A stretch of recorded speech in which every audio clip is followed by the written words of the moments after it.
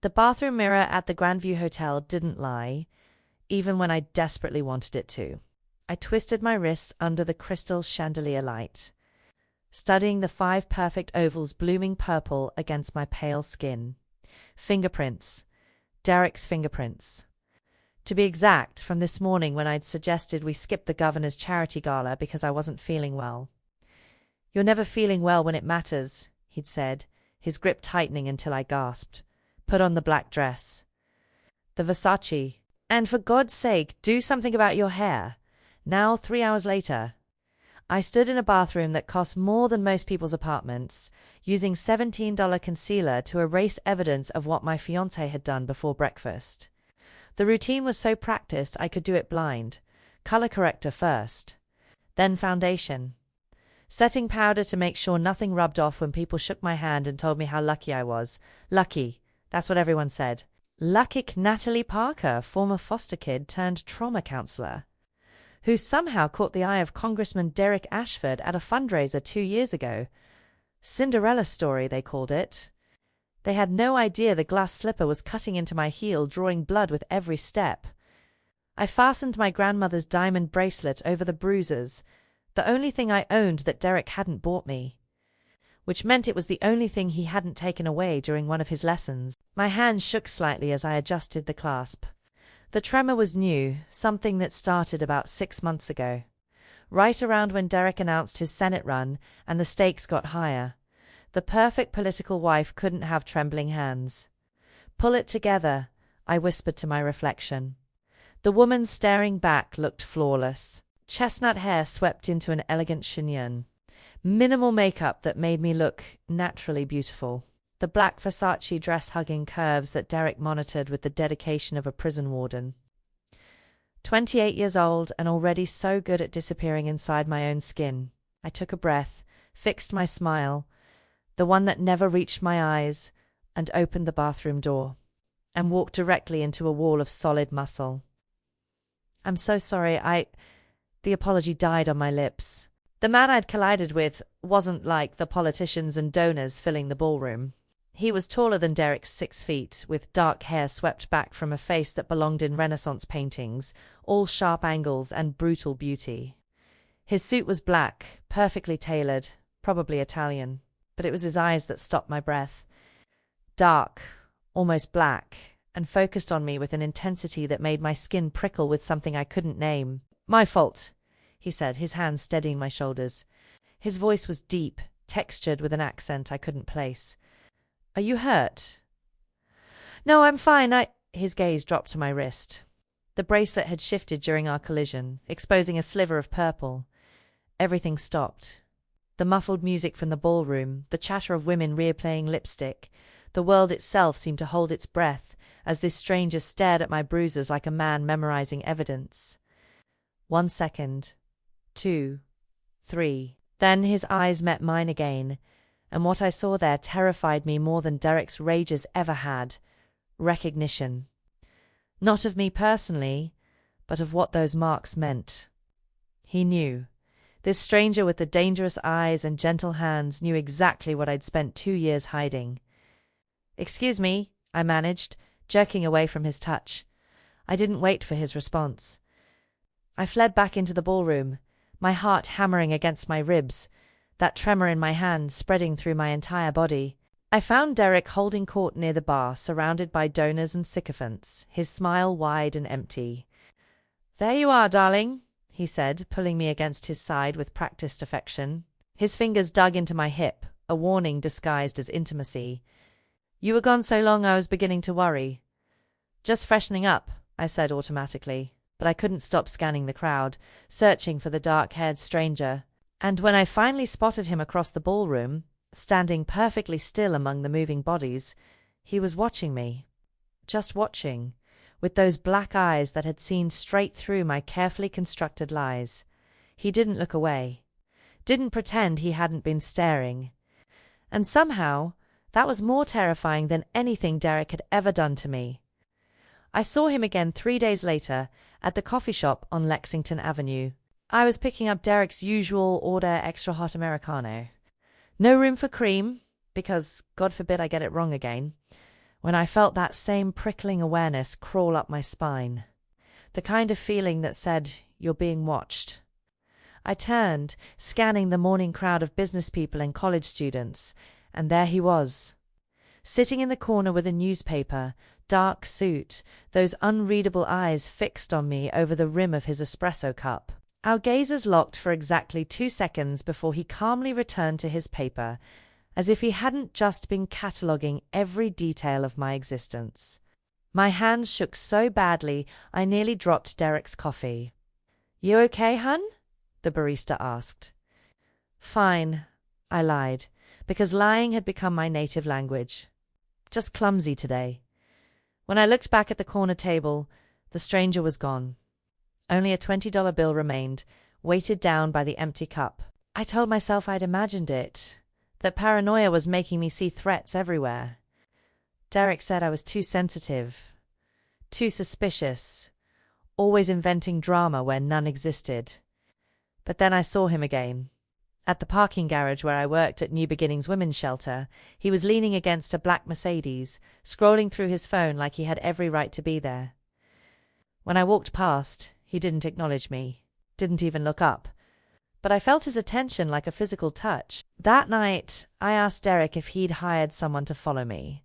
His response was to grab my phone, scrolling through every text, every call log, every email, his face darkening with each swipe. "Why would I need to follow you?" he'd asked, his voice dangerously soft. "You're not doing anything worth following, are you, Natalie?" "No, of course not. I just thought you think too much." He'd pocketed my phone. "I'll hold on to this for a few days. Help you focus on what's important, like my mother's luncheon tomorrow. You will be there, smiling, and you will not embarrass me." 2 weeks crawled by like years. Derek's control intensified, checking my car's mileage, timing my trips to work, questioning every minute I couldn't account for. The campaign was ramping up, and with it, the pressure for me to be perfect, the perfect smile, the perfect wife too, the perfect accessory to his political ambitions. And through it all, I kept seeing him, the stranger, always at a distance, always watching, never approaching, until Derek noticed me looking distracted at a campaign dinner. We were barely through the door of our penthouse when his fist connected with my cheekbone. The first time he'd ever hit my face. The first time I couldn't hide it with long sleeves or high necklines or careful positioning. "You're making me look like a fool," he'd snarled, standing over me as I sprawled on the marble floor, looking around like a lost dog not paying attention when donors are talking to you. "Do you have any idea what's at stake? My Senate run depends on you being competent." I'd spent that night icing my face, watching the bruise bloom like a poisonous flower. The next morning, a package arrived at the shelter. Rosa, our receptionist, brought it to my office with curious eyes. Came by courier. No return address. Inside the plain brown box, medical-grade concealer in my exact shade, arnica gel, ice packs that stayed cold for hours, and a card, heavy cream stock with one word written in elegant script. Soon. No signature, no explanation. But somehow, I knew exactly who it was from. The man with the dark eyes had been watching, yes, but not to harm me. He'd been watching and seeing everything I'd hidden for 2 years. And whatever he was planning, whatever soon meant it, was already in motion. I should have been terrified. Instead, for the first time in 2 years, I felt something dangerous bloom in my chest. Hope. Derek's fundraiser was scheduled for Friday night. 50 of his wealthiest donors packed into our penthouse to write checks and pretend they cared about his platform, instead of what favors a future senator could provide. I'd spent 3 days covering the bruise on my cheek with increasingly creative makeup techniques. But under the recessed lighting of our living room, I could still see the yellow-green shadow beneath the foundation. Derek saw it too, his jaw tightening every time he looked at me, as if my face's refusal to heal quickly enough was a personal insult. Stay in the kitchen mostly, he'd instructed that morning. Help the caterers. Smile if anyone talks to you, but don't engage. You look like hell, so I became invisible in my own home. refilling champagne flutes and passing canapés, while Derek worked the room with his politician's smile warm, confident, utterly fake. I'd perfected my own version of that smile. We were a matching set of beautiful lies. "Natalie, more drinks," Derek called out, not even looking at me. Like I was staff. Like I was nothing. I was heading to the bar when I heard a voice that made my blood run cold and hot simultaneously. "Ashford, congratulations on the Senate run," that accent. Deep, textured, dangerous. I turned slowly and there he was. The stranger from the gala, from the coffee shop, from the parking garage. But now he was here, in my home, shaking Derek's hand with easy confidence, while my fiancé practically glowed with excitement. "Mr. DeLuca, I'm honored you could make it," Derek gushed. "Gentlemen, this is Vittorio DeLuca, venture capitalist. His portfolio includes half the tech startups in the Northeast." Vittorio. Now he had a name. His eyes found mine across the room and something electric passed between us. Recognition, acknowledgement, promise. "Your home is beautiful," Vittorio said to Derek, but he was looking at me. "You're very fortunate." "I am indeed," Derek said, completely missing the subtext. "Natalie, bring Mr. DeLuca a scotch." The Macallan 25. I moved on autopilot, hyper-aware of Vittorio's presence even with my back turned. My hands shook as I poured, amber liquid sloshing dangerously close to the rim. "Let me help you with that." I jumped. Vittorio had followed me to the bar, his proximity overwhelming in the small space. Up close, he was even more devastating. The scar along his jaw, the way his suit jacket fit perfectly across his shoulders, the subtle scent of cedar and something darker, more dangerous. "I'm fine," I whispered, glancing toward Derek, who was distracted by a donor. "No, you're not." His voice was so quiet only I could hear. "And you haven't been fine for a very long time. I don't know what you—" "The kitchen." 2 minutes. "I need ice for my drink." He said it loudly enough for nearby guests to hear, then added in a whisper, "Please, Natalie. Trust me." He moved away before I could respond, joining a conversation about market trends and investment strategies. I stood there, heart hammering, trying to decide if following him would be the bravest or stupidest thing I'd ever done. Stupid one. I slipped into the kitchen, where the caterers had temporarily retreated to the service elevator. Vittorio was there, leaning against the counter with predatory grace. "You have a way out," he said without preamble, pulling something from his jacket pocket. A phone. Small, simple, basic. "When you're ready." "I can't. Derek will. When he goes too far." Vittorio pressed the phone into my hand, his fingers warm against mine. "And he will. Men like him always do. It has one number programmed. Use it. I'll come." "Why are you doing this?" My voice cracked. "You don't even know me."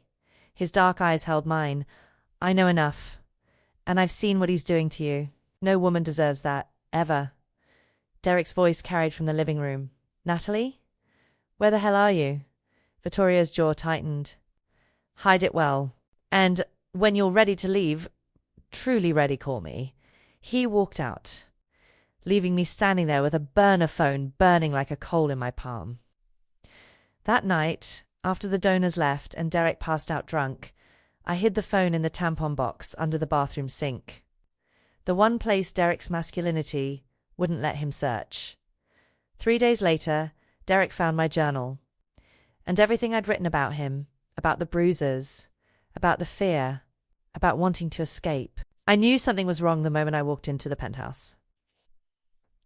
Derek stood in the living room, my journal in his hands, the small leather notebook where I'd been documenting everything. Every bruise, every threat, every moment of terror. The therapist at the shelter had suggested it. Write it down. Make it real. You can't heal what you won't acknowledge. Now Derek was acknowledging it, and his face was a mask of controlled rage that was somehow more terrifying than his explosions. "Is this real?" His voice was eerily calm. "Or is this some creative writing project I didn't know about?" "Derek, I can explain. Tuesday, March 12th. He twisted my arm behind my back until something popped." Wednesday, March 13th. He said if I told anyone, he'd make sure I never worked with vulnerable women again. That he'd tell everyone I was unstable. He read my own words back to me, his voice rising with each sentence. Thursday, March 14th. I'm planning to leave. I just need to figure out how. The journal hit the wall beside my head, pages fluttering like broken wings. Hugh ungrateful. He was on me before I could move, his hand fisting in my hair, dragging me toward the bedroom. After everything I've done for you. Took you from nothing, gave you everything. And this is how you repay me. By documenting lies. They're not lies. The words ripped from my throat. You hurt me, Derek. You've been hurting me for 2 years. His fist connected with my mouth, splitting my lip. Blood bloomed copper bright on my tongue. I've been making you better, he snarled, throwing me into the bedroom. Turning you from a nobody foster kid into someone worth looking at. You should be thanking me. He pulled my purse from where I'd dropped it, emptying the contents. Keys, wallet, phone, all of it, confiscated. You want to leave? Fine. Let's see how you do locked in here while I decide what to do with you. Maybe my uncle was right. Maybe you do need psychiatric evaluation. Involuntary commitment. It would certainly explain these delusional accusations. Terror crystallized into perfect clarity.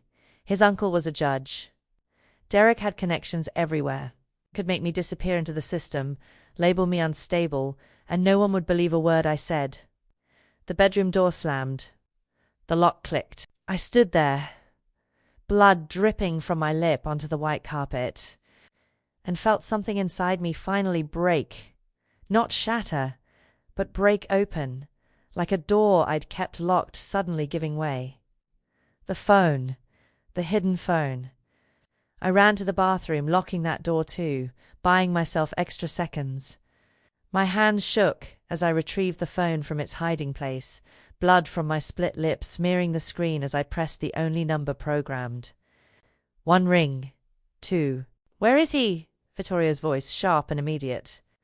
Downstairs office. My voice cracked. He found my journal. He knows I was planning to leave. He's talking about having me committed. Lock the bathroom door. Don't open it for anyone but me. His voice turned muffled as he spoke to someone else in rapid Italian. 15 minutes, Natalie. Can you hold on for 15 minutes? I don't have a choice. Yes, you do. You chose to call me. That's the hardest part. The rest I'll handle. A pause. You're going to be okay. I promise. The line went dead. I shoved towels against the door crack, turned on the shower to mask any sounds, and sat on the cold tile floor, counting seconds. Downstairs I heard Derek on the phone, his voice rising and falling, calling his father probably, or his uncle the judge, figuring out how to bury me legally. 12 minutes later I heard new voices, male, authoritative, speaking in that same liquid Italian Vittorio had used. Derek shouting, something heavy, crashing.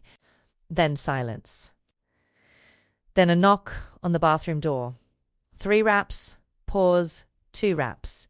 It's Vittorio. You're safe now. I opened the door on shaking legs to find him standing there, not a hair out of place despite the sounds of violence I'd heard. His dark eyes swept over me, cataloguing the split lip, the torn blouse, the terror I couldn't quite hide. Behind him, 2 men in dark suits dragged an unconscious Derek from the bedroom. And on the floor, zip-tied and gagged, was Derek's campaign manager. What did you do? I whispered. Vittorio's expression was carved from stone. What I should have done weeks ago.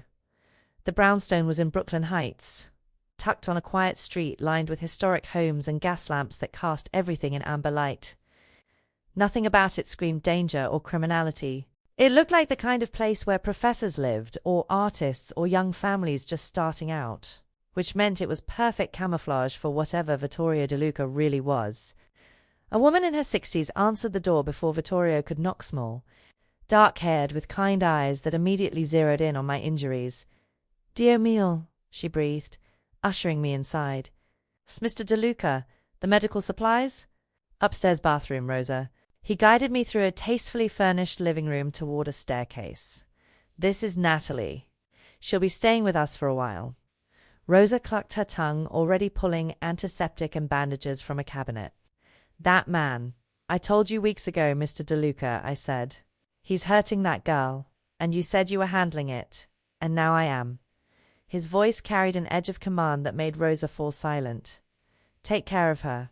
I have calls to make. He disappeared downstairs, and Rosa set to work with gentle efficiency, cleaning the blood from my lip, applying butterfly bandages, checking my scalp where Derek had torn out hair. She asked no questions, offered no judgment, just hummed softly while she worked. When she finished, she pressed a warm cup of tea into my hands. You're safe here. Mr. DeLuca, he doesn't let bad things happen to people under his protection. Who is he? I whispered. Really? Rosa's smile was sad and knowing. That's his story to tell. But I can say this.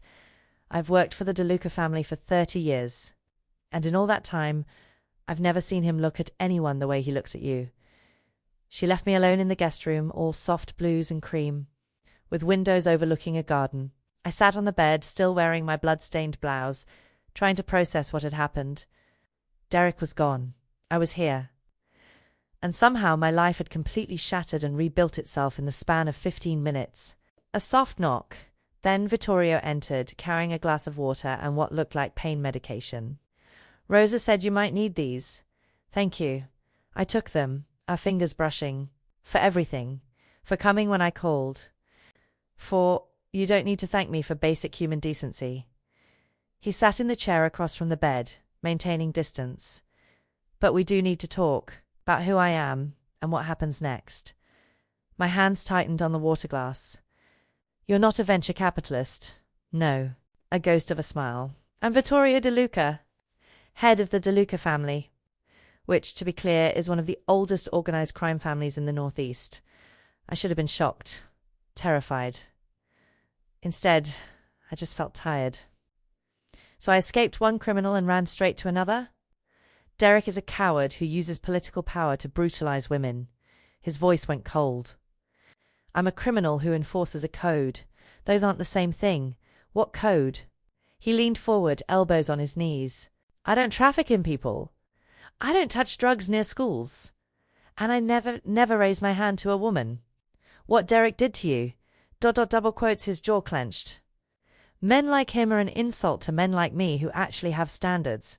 You've been watching me for weeks. Why? Because Derek's family has been laundering campaign money through my territory without permission. His father thinks being a judge makes him untouchable. I've been gathering evidence against them for months. He paused. Then I saw you at that gala, saw the bruises you were trying to hide. Did some research and discovered you work at a domestic violence shelter of all places. The irony was ... Quotes, he shook his head. I couldn't ignore it. So what happens now? Now I offer you a deal. His dark eyes held mine. Testify about Derek's abuse. Give me everything you have, your journal, medical records, anything, and I'll make sure the Ashford family never touches you again. Derek will face charges. His father's corruption will be exposed. You'll be protected, funded, free, and what do you get out of this? I asked. Something flickered across his face, something raw and honest and dangerous.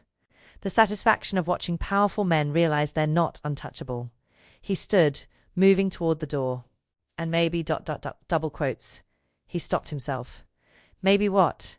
He turned back, and the intensity in his gaze stole my breath. Maybe the chance to prove that not all dangerous men are monsters. The next 7 days blurred together in a strange mixture of terror and safety I'd never experienced before. Vittorio's people moved like a well-oiled machine.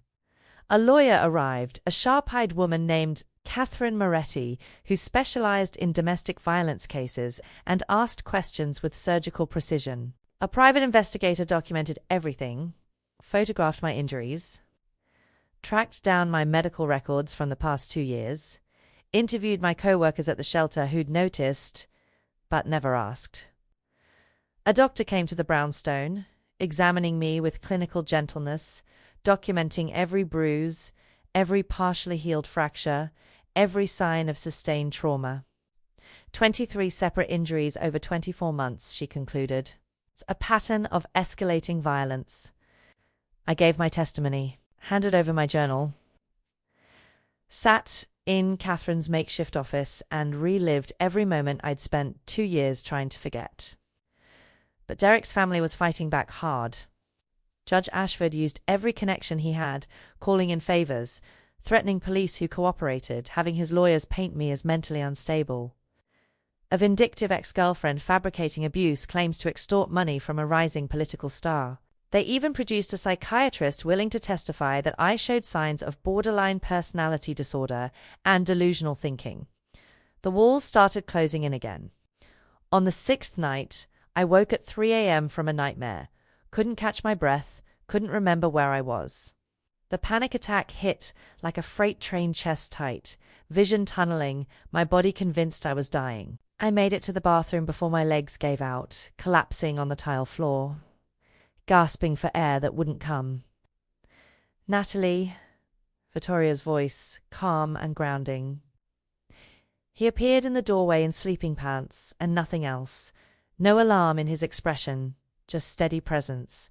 "Look at me. Eyes on me." I tried to focus through the panic. "Breathe with me. In for 4, he demonstrated, his chest rising slowly. "Hold for 4. Out for 4. With me now." It took 15 minutes for the panic to recede, for my breathing to normalize, for the world to stop tilting. He sat on the floor beside me the entire time, patient and unwavering, talking me through it with a gentleness that didn't match the dangerous man I knew he was. "I'm sorry," I whispered when I could finally speak. "I'm sorry, I just don't apologize. Ever. Not for this." He was quiet for a moment. "My mother had panic attacks. After my father he trailed off, jaw tightening. After he hurt her."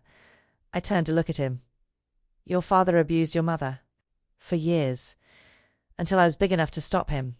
I was 12 when I put him in the hospital." His voice was matter-of-fact, but his hands clenched. "And I've never regretted it. Not for 1 second. Is that why you I gestured vaguely, meaning all of this. "Why I became what I am?" A bitter smile. "Partially. My father terrorized everyone around him, used family name and connections to do whatever he wanted." Sound familiar? He looked at me. "I chose this life because I wanted control. Wanted to be the one people feared instead of the scared kid watching his mother bleed. But somewhere along the way, I decided if I was going to be a monster, I'd at least be one with standards." We sat there on the bathroom floor as dawn crept through the window, trading pieces of our broken pasts. He told me about his mother, who died when he was 16, too damaged to survive even after his father was gone. I told him about foster care, about parents who died when I was 19, about meeting Derek when I was too grief-broken to see the warning signs. "You're not broken," he said quietly when I finished. "You're surviving. There's a difference." Around 6 a.m., when exhaustion finally won, he carried me back to bed, actually carried me, like I weighed nothing, and tucked the blankets around me with such careful tenderness that something in my chest cracked open. "Sleep," he murmured. "I'll be right downstairs." I woke 4 hours later to voices raised in the living room. Derek's lawyer had arrived, slick suit and briefcase, offering a deal: drop all charges, and Derek would pay me $2 million plus sign an NDA. I made it to the top of the stairs in time to see Vittorio take the check, hold it up to the light, then calmly light it on fire with his cigarette lighter. "Tell Derek Ashford," he said, watching the flames consume $2 million, "that he can't buy his way out of this one." The ballroom at the Carrington Hotel was neutral territory, or at least it was supposed to be. The space was elegant, understated, with floor-to-ceiling windows overlooking the city, but the tension crackling through the air made it feel like a Roman Colosseum. Vittorio had arranged the meeting with almost theatrical precision. One long mahogany table, chairs on opposite sides, his people by the doorsmen, in dark suits who looked like they could break necks as easily as they'd order coffee.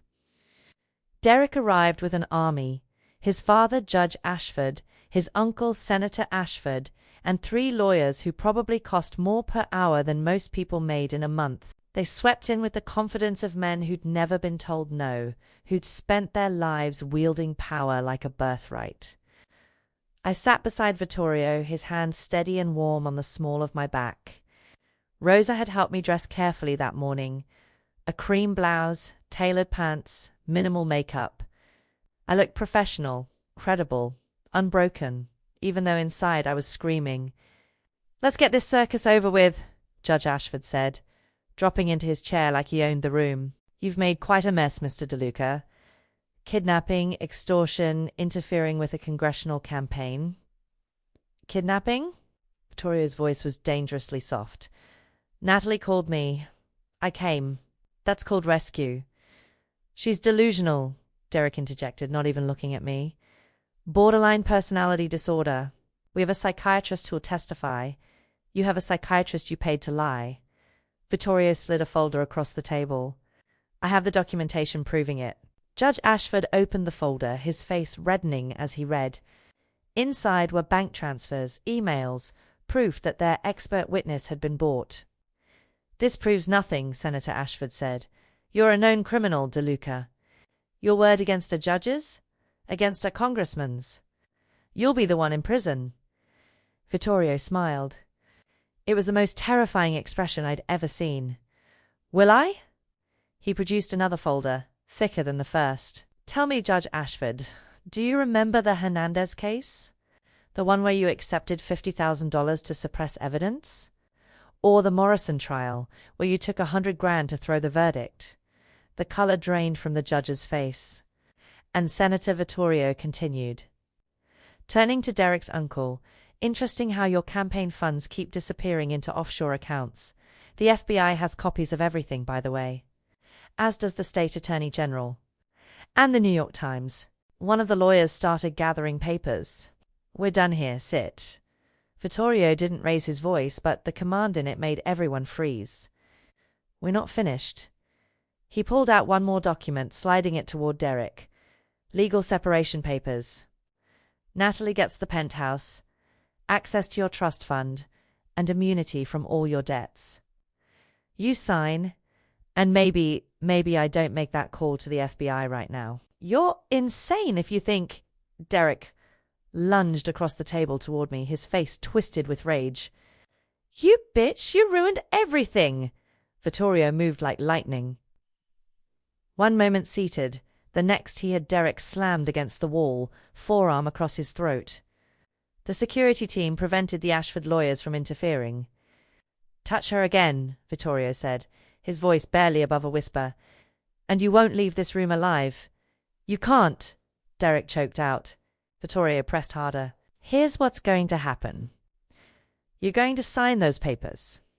And then you're going to spend the rest of your miserable life knowing that you destroyed yourself." He leaned closer, his voice dropping to lethal quietness. "Sign the papers, or I'll destroy your entire bloodline. Every business deal your father fixed, every bribe your uncle took, every woman you've terrorized before Natalie. I'll make sure the Ashford name becomes synonymous with corruption and abuse. Your father will die in prison. Your uncle will lose everything. And you, Derek, will be the coward who destroyed his own family because he couldn't stop hitting women." The silence was absolute. Derek's hand shook as he reached for the pen. The sound of his signature scratching across paper was the most beautiful thing I'd ever heard. The Ashford empire crumbled faster than anyone expected.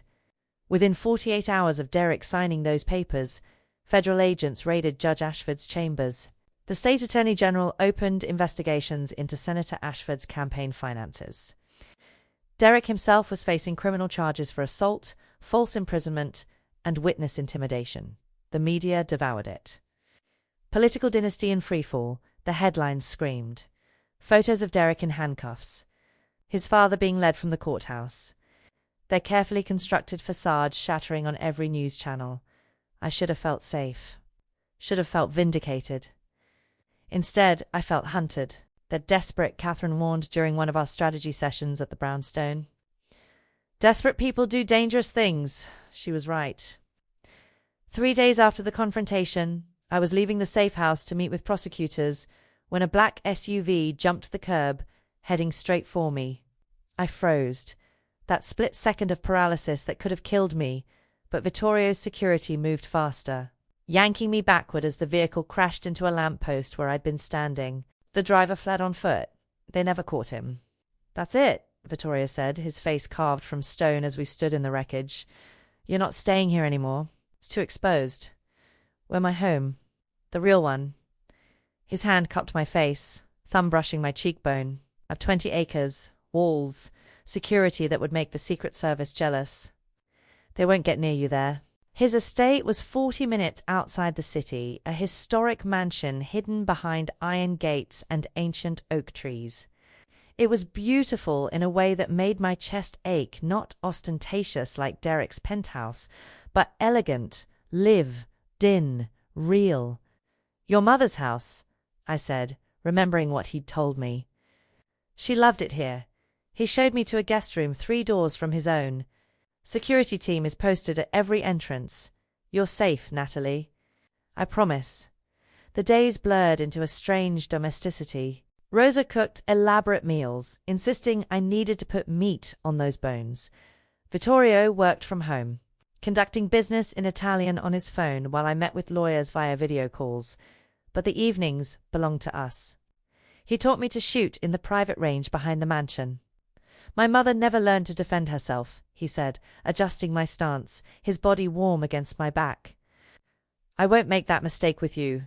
I helped him sort through boxes of old photographs, his mother smiling in gardens, his younger self scowling at the camera, family dinners that looked almost normal. "You looked angry," I observed, studying a photo of teenage Vittorio. "I was at everything." He took the photo, his expression softening. "It took years to learn that anger without purpose just burns you hollow. We were growing closer. I felt it in every accidental touch, every shared glance, every moment of comfortable silence. The attraction between us was undeniable, but I was terrified. Was this real? Or was I just trauma bonding with my rescuer? I tried to create distance, spent more time in my room, made excuses to avoid dinner. It lasted 2 days. On the 3rd night, I woke screaming from a nightmare. Derek's hands around my throat, his voice in my ear, the feeling of drowning on dry land. I couldn't breathe, couldn't think, couldn't Natalie. Vittorio was there, gathering me against his chest, one hand cradling my head while the other rubbed circles on my back. He murmured in Italian, a steady stream of words I didn't understand but felt in my bones. "What are you saying?" I gasped when I could finally speak. He pulled back to look at me, his dark eyes devastating in their honesty. "Ti proteggero, brucerò un mondo, paternati, al sicuro." What does that mean? That I would burn the world to keep you safe. His voice dropped to a whisper. That you've become more important to me than my own life. And that terrifies me more than anything I've ever faced. My breath caught.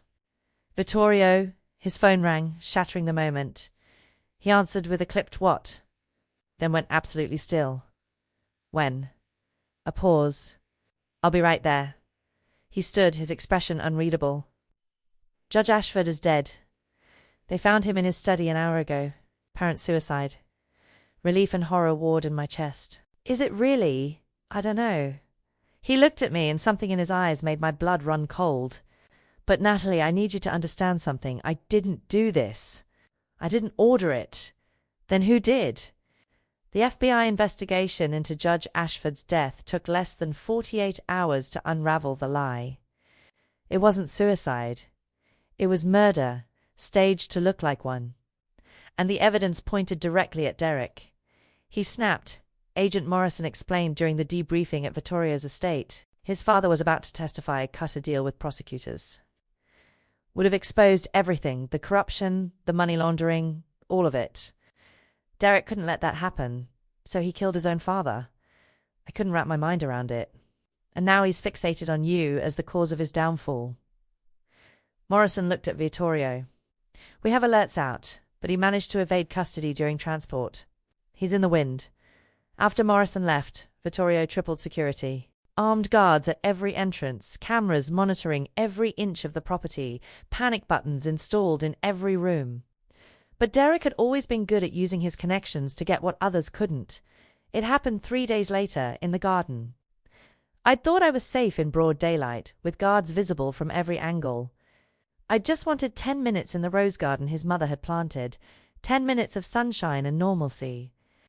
I heard his voice before I saw him. "You look peaceful." "You shouldn't be." I spun around. Derek stood 20 feet away, gun in hand, wearing stolen police credentials that had gotten him past the outer checkpoints. His eyes were wild, face gaunt, the polished congressman completely gone. This was the real Derek, the monster he'd always been underneath. "This is your fault," he said, advancing slowly. "Everything. My career, my father, my entire life.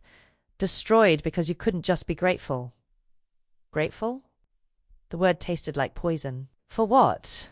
The bruises? The terror? Being locked in my own home? "For being somebody!" he screamed. "You were nothing!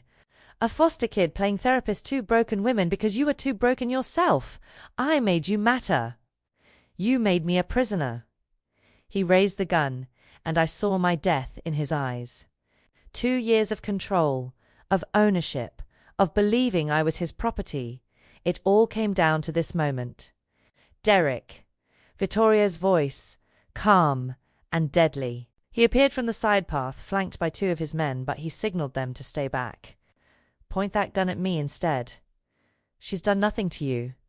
She destroyed everything." Derek swung the gun toward Vittorio, and my heart stopped. "You turned her against me, poised her mind with your criminal lies.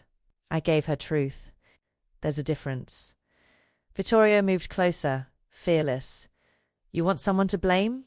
Blame yourself. You're the one who raised your fists. You're the one who locked her away. You're the one who killed your own father to save your worthless skin." Derek's finger tightened on the trigger. Then Vittorio did something that shocked everyone. He pulled his own gun and held it out to me, handle first. "Natalie. Take it. What are you? Take the gun." His eyes held mine. "You get to decide what happens next. Not him. Not me. You." With shaking hands, I took the weapon. It was heavier than I expected, cold and real and deadly. Derek laughed, hysterical. "She won't shoot. She's too weak, too afraid. That's why she stayed with me so long." I raised the gun, aimed at his chest. My hands were steady. Everything inside me screaming to pull the trigger, to end this, to make him pay for every bruise, every tear, every moment of terror. I could do it. Self-defense. Everyone would understand. My finger rested on the trigger. Derek's laughter died. For the first time, I saw real fear in his eyes. "Do it," he whispered. "Prove you're as bad as I always said you were." And that's when I lowered the gun. "No." My voice was steady, clear. "I'm not letting you make me into something I'm not. You don't get to take anything else from me." I pulled out my phone with my other hand and called 911.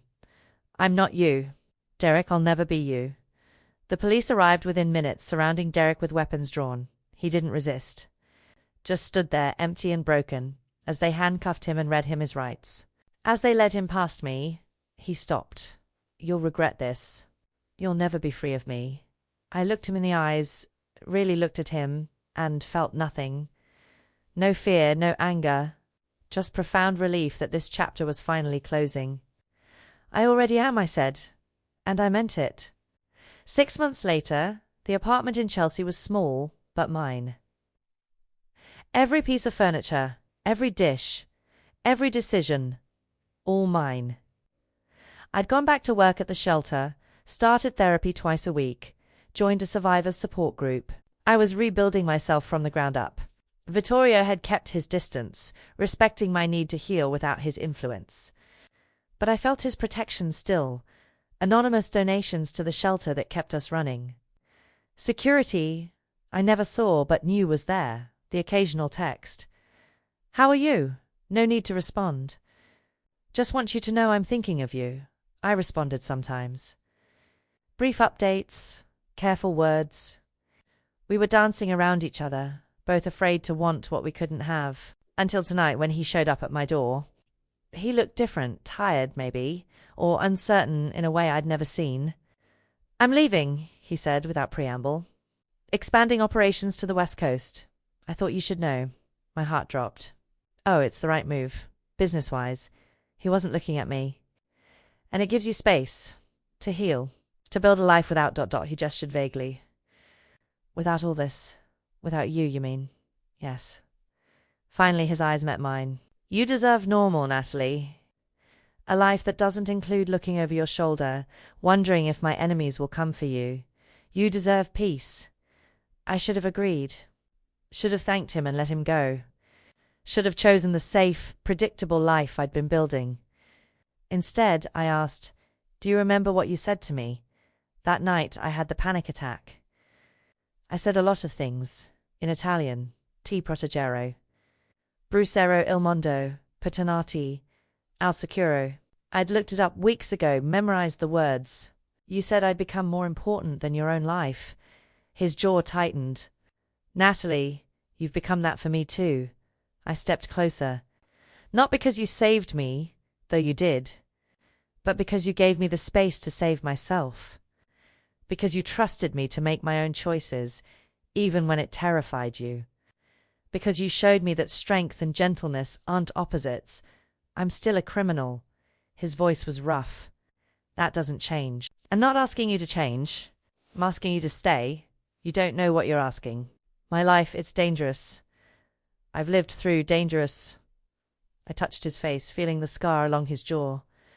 "I survived 2 years with Derek. I think I can handle whatever comes with you. The difference is, with you, I'm choosing it. Not being forced. Not being manipulated. Choosing." He stared at me for a long moment, and I saw the war in his eyes. The desire to protect me battling with the desire to keep me. Finally, he cupped my face in both hands. "If we do this, we do it right. As partners. Equals. You tell me if it's too much, if you need space." If I kissed him, cutting off his words. It was different from that desperate kiss in his garden months ago. This was choice, promise, beginning. When we broke apart, he pressed his forehead to mine. "I love you, Natalie Parker, and that terrifies me." "Good," I whispered, "because I love you too. And I'm done being afraid of good things." 1 year later, the New Beginnings Women's Shelter had expanded into 3 locations. Funded by the De Luca Foundation, Vittorio's legitimate operation that focused on supporting survivors and eliminating trafficking. I ran the main location, trained new counselors, spoke at conferences about surviving and thriving. Vittorio had restructured parts of his organization, cutting ties with anything that exploited the vulnerable, focusing on what he called ethical crime, which I teased him about endlessly. "There's no such thing," I'd said over breakfast last week. Then I'm inventing it. He'd kissed my temple. "For you, we weren't perfect. I still had panic attacks sometimes. He still struggled with control issues. But we talked, compromised, chose each other every single day." Tonight, at a fundraising gala for the shelter, someone asked how we met. Vittorio looked at me, that devastating smile playing at his lips. "I saw her," he said simply. "Really saw her. The strength she was hiding. The courage she didn't know she had. And I saw him," I added, taking his hand. "The man underneath the reputation, the one who believes in second chances and earned redemption." As we danced, surrounded by survivors who'd found their own paths to freedom, I thought about Derek's words that day in the garden. "You'll never be free of me." He was wrong. I was free. Truly, completely free. It's not because Vittorio had saved me, but because I'd learnt to save myself.